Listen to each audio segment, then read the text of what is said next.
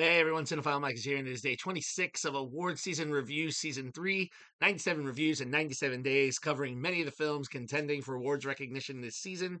Now, as some of the films I'm talking about may still be in theaters or may be pending a release, please know that all of the statistical information I'm giving you will be current within 7 days of recording and posting. That's including the critical responses, the box office information, insight into its awards run, my prediction on where I think it's going to go, and as always, these reviews are spoiler free.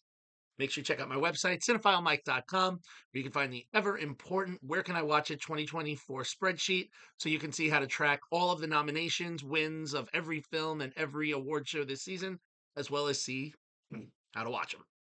So, we are starting to wrap up our British Indies week. Yes, all the films that I have been talking about this week and will continue through Monday have been nominated for at least one British Independent Film Award and possibly others, given that we have so many other nominations made, as well as the recently released Oscars shortlist. Today, because it probably wouldn't be a British Indie week if there wasn't at least one film that looks at the royal lineage of the country. So I am here to discuss Met Film Distribution and Roadside Attractions' Firebrand. Based on the novel Queen's Gambit by Elizabeth Fremantle, the film has a script written by Henrietta Ashworth and Jessica Ashworth and was directed by Karim Aïnouz. Released in the summer of 2024, the film had a small domestic box office take with $521,366. Internationally, the film did a little better, making $3,341,171, allowing it to end with its theatrical run with a worldwide take of $3,862,537. As for its reception, not so high. With 90 certified critic reviews, the film sits with a 57% rating on Rotten Tomatoes and a slightly higher popcorn meter score with a 69% coming from less than 50 audience reviews. Award season rise, the film has had a small showing. As per IMDb, the film has received a total of 3 nominations across the varied awards platforms. It was nominated for 2 BIFAs, one for Best Makeup and Hair, and the second, which it won, which was for Best Costume Design. The sole other nod for the film was director Aïnouz being nominated for the Palme d'Or at the Cannes Film Festival. Now, thanks to Showtime, many of us have seen a version of the tawdry life of Henry VIII and his 6 wives.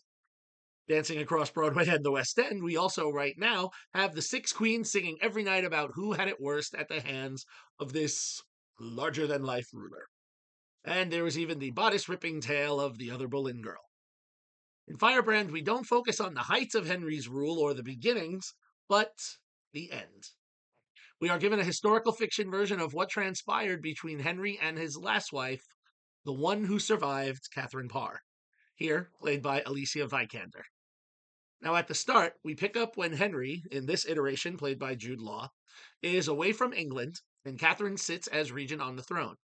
A very educated woman and published writer, Catherine does her royal duties while providing care to the future King of England, Edward VI, and future Queen, Elizabeth I.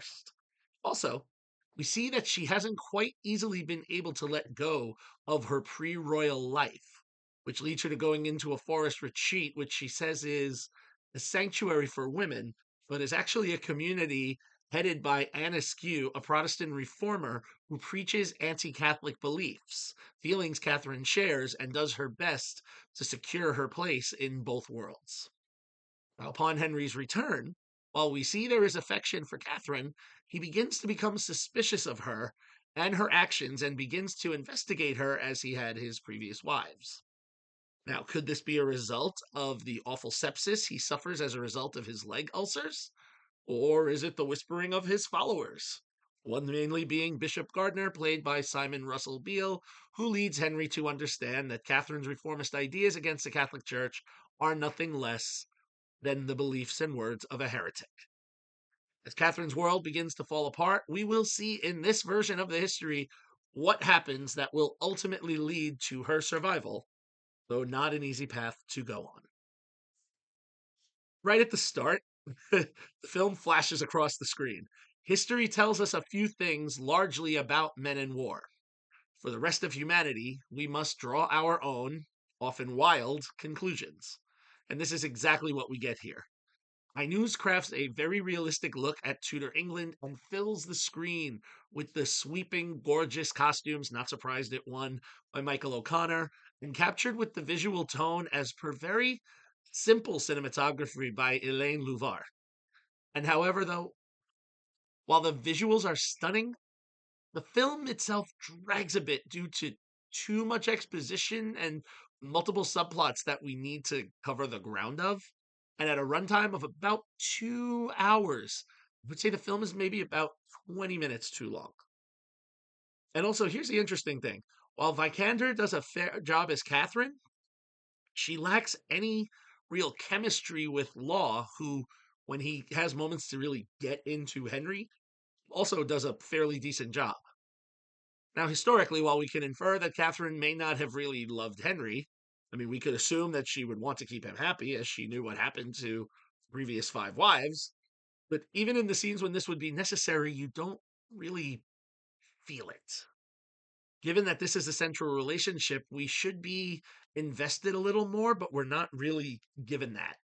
And when the film builds towards its climax, which I admit was a pleasant surprise with how some of it rolled out, it all kind of occurs so quickly that it's a whiplash effect that we spent the last 90 minutes following one thing and now we're going to kind of wrap it up in a different way.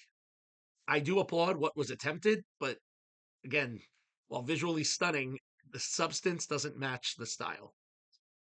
So, do I think this film has any other chances moving forward? Well, for the Oscars, I think I can safely say no. The only category that I might have said it could have a chance, because we know the Academy loves period costuming, the costume design is gorgeous. However, the film did not make the shortlist, so I think its Oscar journey is over. However, I think we could possibly see it enter the costume category at the BAFTAs. Apart from that, there's nothing really outstanding to make this film stand out, which is a shame because Vikander and Law are two strong performers who I think if they'd had a little bit of a stronger script, it would have garnered maybe a little more attention. So as for rating, Firebrand is, well, more of a fire being smothered.